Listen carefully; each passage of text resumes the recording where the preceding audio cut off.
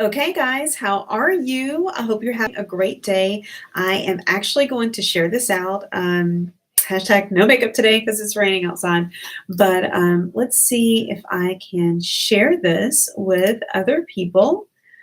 Okay, so we're going to share this on Twitter. And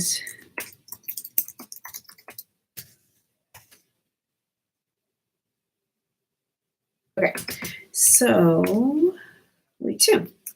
All right.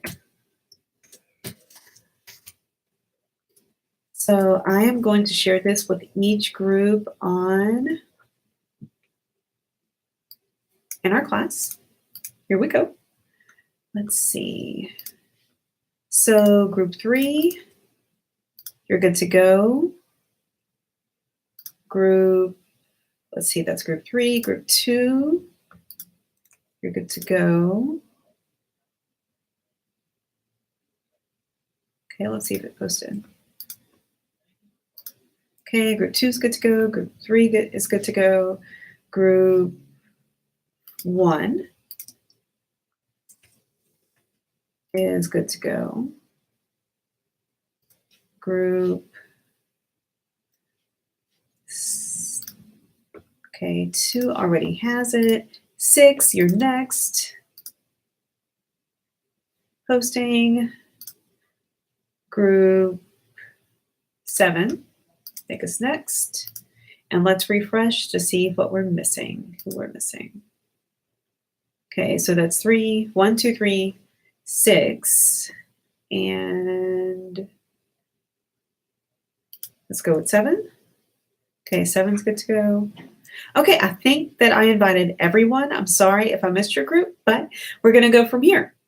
Okay, so I received a question a few moments ago through the chat.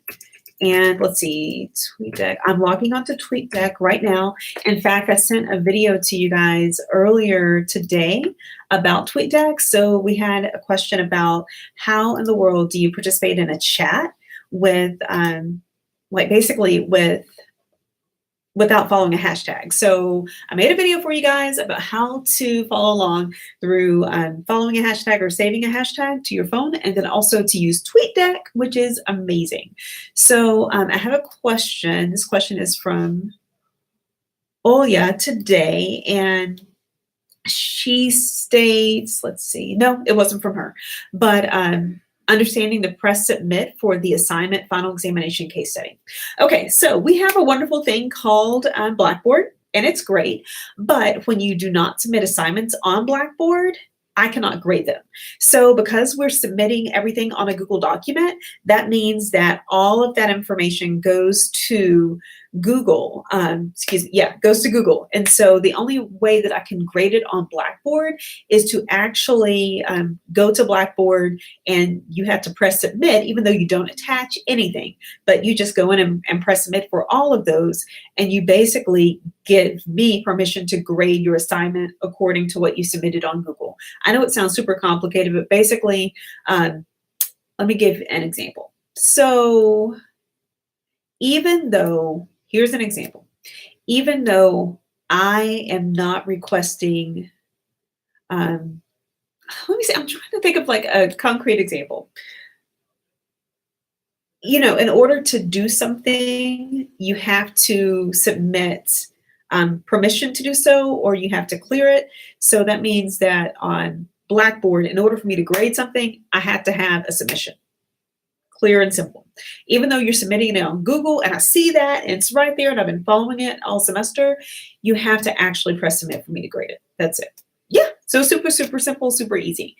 Okay, so let me go over to, hey, ZX Gaming, thank you, thank you, thank you.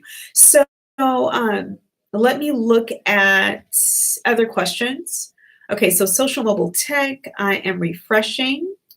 And if you watched my video earlier, you would know that that basically I put the geolocation in. So I'm looking at tweets that are coming from a like 2-mile radius of campus. So let me take that off. All right. Now let's see if I can actually, while you guys are posting, let's see if I can actually type in Carlton just to see. Nope, I cannot. Okay, so anyway, let's go. Let's see, we have Ethan's question. Thank you for making another great informational video. Thank you. You're welcome. I love to, and it's great. And any questions that you guys have, I'm happy to help. One more video that I need to make is how to navigate Google Docs. And so I will do that later today, but I made a video about Twitter this morning. Okay, Adrian, let's see, LinkedIn is used by 50% of high school students while only 9% of, or college students, while only 9% of high school students use it, which I'm impressed with, like 9% of high school students using it, because I'm like, that's amazing. To be in high school and to be like career focused, that is awesome, like absolutely awesome. And some 59% of social media users think that it would not be hard to give up social media. I was kind of iffy on that. I really don't know if that's the case. I was really, really iffy on that, because I know a lot of people would go through social media withdrawal. So one of my good blogger friends, her name is Autumn. By the way, y'all, I have my Perrier, so I'm going to drink it during I promise I'm not getting an endorsement deal. But I wanted you guys to know that her name is Autumn Rose Rio. And so she's based in Dallas, Fort Worth, but she was recently on, I think, Good Morning America. And she and her family gave up social media gave up all like digital technology for a month. It's either a month or two. And so I thought that was amazing. So they did, I didn't get to watch the whole thing, but I'm assuming that the kids especially went through some type of withdrawal, but maybe their family was more together after that withdrawal. I don't know, but very, very interesting. Okay, so thanks for the real awesome comments, Adrian. Okay, Ola, this one is the same as Tuesday, correct? Actually, what I do, some of the questions will be the same. So we have like 5 questions. So some of the questions that I ask during the chat will be the same, but some of them will be very different. So it's just depending on what has happened in the news and also what questions I've received throughout the week. So that is how I will update the chat. Okay, let's see. Ola says creating a group chat helps get everyone engaged and talk over problems and discuss how one may solve the problem. So that's very essential as well, because if you create a group chat, you're getting like all of this amazing crowdsourcing happening. And I love crowdsourcing because it enables you to attack or address a problem from many different perspectives at one time within a very small or finite time period. So that is awesome. So great contribution, Ola. Let's see. Also, you can do a vote. Oh, great idea. You can do a vote on certain topics to see which one might be more effective. I really like that one as well. So kudos, Ola. That is awesome. Okay, let's see. We have, she stated, as I previously stated, I am doing FedEx and UPS. I love them both because they make my life very easy. I can be lazy at home and have everything delivered to my doorsteps. Customer service is what has me coming back for more. They fix the problem if one occurs. I'm with you 100%. I really love the UPS and FedEx and also the Amazon. If you use Amazon, their customer service, they offer some amazing customer service when it comes to products that are delivered to your home. So I had an instance where I was out of the country and the postal service actually, not USPS, well, yeah, it was USPS.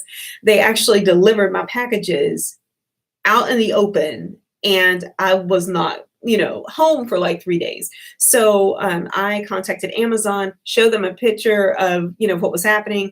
And then what happened. And then they actually issued a refund for all like 6 packages that I had delivered because USPS did not do what they needed to do and deliver it underneath my front porch. So yeah, great customer service. Awesome customer service. And they have a great chat feature as well. Okay, so this week, you guys, I do want to explain one thing. So you guys all were divided into your groups. And so the groups that we have for this class, I've been working on the other class this morning, but the groups that we have for this class are as follows. So let's see, I'm going to the group document, the group selection document. Okay, so here are your groups. And hey, everyone, tell me, what did you guys have for lunch today? It's 12:50, so lunchtime is almost over, depending on which time you take lunch. But tell me what you had for lunch today.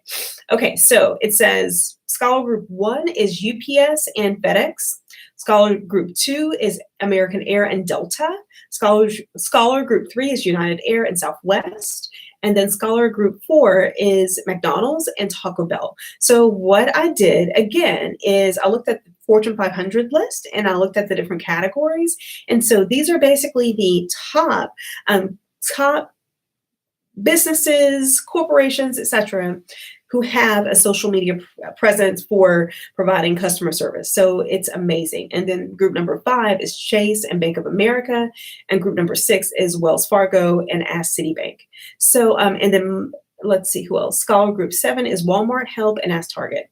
So what is going to happen is I am going to, in October, I'm going to send a document to you guys for you guys to analyze tweets to figure out exactly how, for example, if you're looking at UPS and FedEx, to see exactly how they are communicating with the public, especially if there's a crisis. So we all know like prime buying season is on its way. So we have Black Friday during November. We have a lot of costume and Halloween candy purchasing potentially on Amazon. In October, we have back to school purchases in August and also in September, depending on where you live, because I know California just started. And then in December, of course, those last minute gift purchases and also the return as well. So this is the busiest customer service season that many of these Fortune 500 corporations will ever see during the 12-month time period. And so what I am asking you guys to do is to come up with a list to figure out how these companies are engaging with their consumers via Twitter, and then to figure out how we can develop best practices for other corporations who are probably not in the Fortune 500 to engage with their customers. And let me tell you what the Fortune 500 is. I love business and corporate environments. And so I like to see what's making money and what is not. And so the Fortune 500 basically means your company has to make over a certain threshold to be included in the Fortune 500. And then most of these companies, if not all, are publicly traded. So that means that they have stock that they sell within the stock exchange and things of that nature. So if they're publicly traded, that means they have a board to report to as well, that they're responsible to for reporting to as well. So yeah, we're looking at people who are corporations who are making a lot of money. And so if they're making a lot of money, they probably want to keep making a lot of money. Therefore, as more people start getting on social media to engage with their company or with the brands that they are connecting with, I guess I should connect with Perrier, but and I actually bought this at Aldi. So I engage with Aldi on social media. Aldi is doing some really cool things on social media, but they're not part of the Fortune 500, but Kroger is. So just think about how if you have a problem or if you really love a company, how you're engaging with them. So yeah, I will leave it there. It is 12:53. So ask me any questions you guys may have, and I will head back over to Twitter to see what is happening. Let's see. Yes, the only question I have at the current time is assignments that are due by Monday. Okay, so Ola, I'm looking at the assignments due by Monday. Good afternoon. I am also answering this on the live chat. On the live chat, which assignment is due by Monday? Thanks, Dr. E.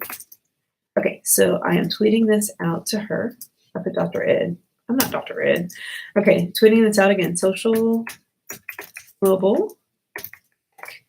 Okay, so tweeting that out to her to see what she saw was due on Monday, and we'll go from there. And then she also answered, this one is tricky.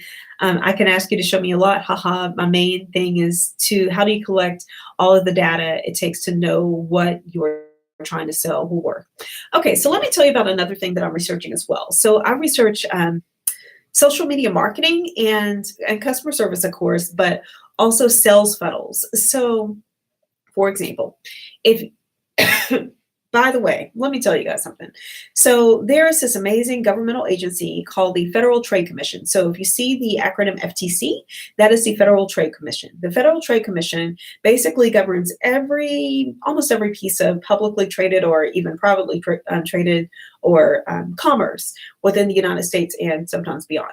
So that basically means that if you're selling something on social media, you better have a disclosure. So that means if you have a blog post that you are promoting, and if you're promoting that or if you're promoting a product on a blog, or if you have an affiliate link, that basically means you are linking. So say if I worked with Sears, I don't, but say if I worked with Sears and I wanted to sell swimming pools or inflatable swimming pools that they are selling at Sears for like $150 each.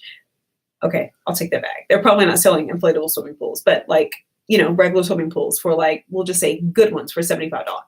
So I would contact Sears or their affiliate program. They would give me a link and they basically would say, hey, Dr. Edwards, for every swimming pool you sell from our site, here's a special link. And for everyone you sell, we'll give you $15. I'm like, okay. So I start like tweeting that like crazy. And basically, if I get like 10 people to buy that swimming pool, that's like easily, did I say 10? Yeah, 10 people. That's easily $150 that I just made like in one day. So here's the other piece. If I'm tweeting that out or if I promote it on my blog, I better disclose that, because if not, I can get in trouble with the FTC or with the Federal Trade Commission.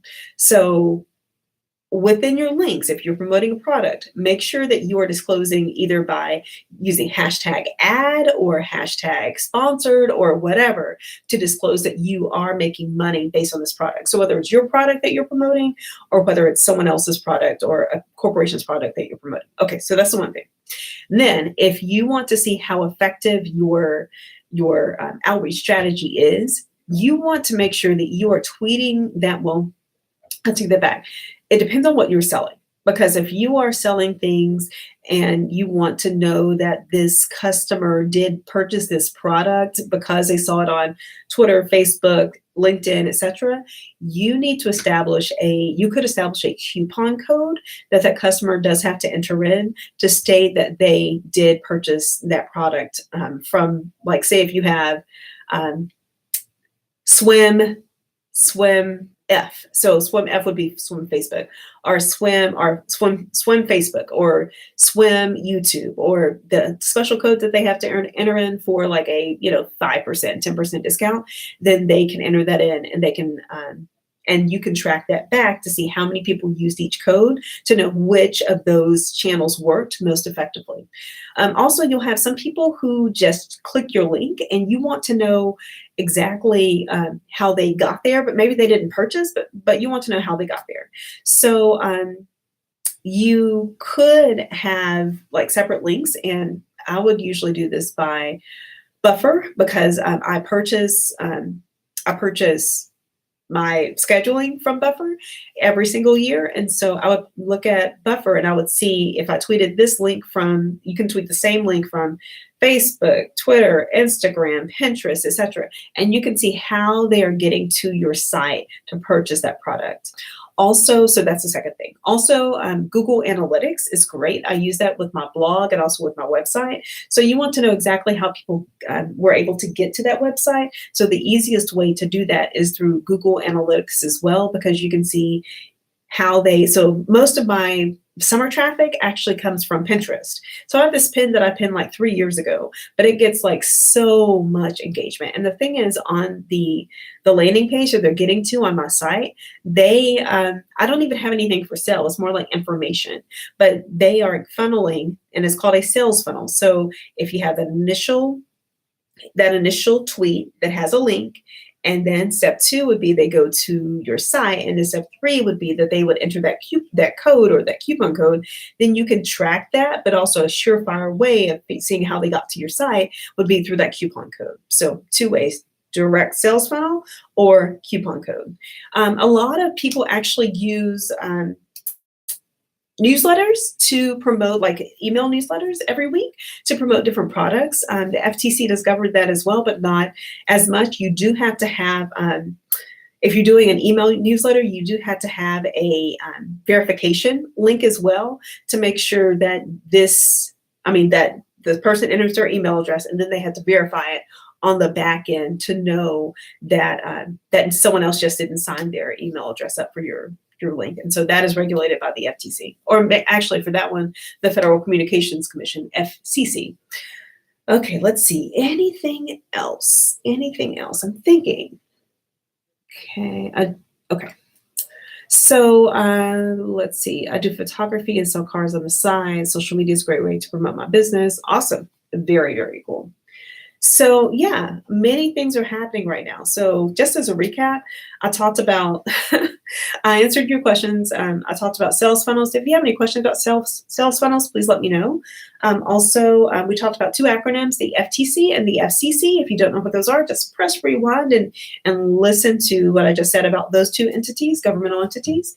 And then last but not least, we actually talked about like the affiliate links, and then also Google Analytics and Buffer Analytics, and also I think, what is it?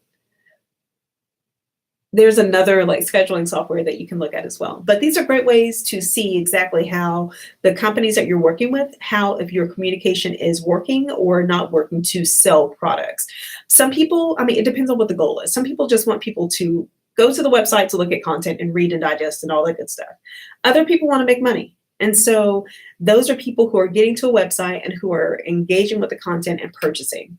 So yeah, you have two different things that are happening right now. One more, and so we're getting into some analytics as well, so you guys can know about that.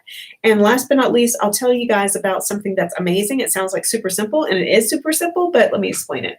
So this is a bounce rate. That basically means when you go to a site and you basically go to the site, you're there for like, I don't know, 20 seconds, and then you bounce away. And then you have a comparison where if you go to a site, it's really what you want to read and engage with, and you're like, man, I'm really getting into the story.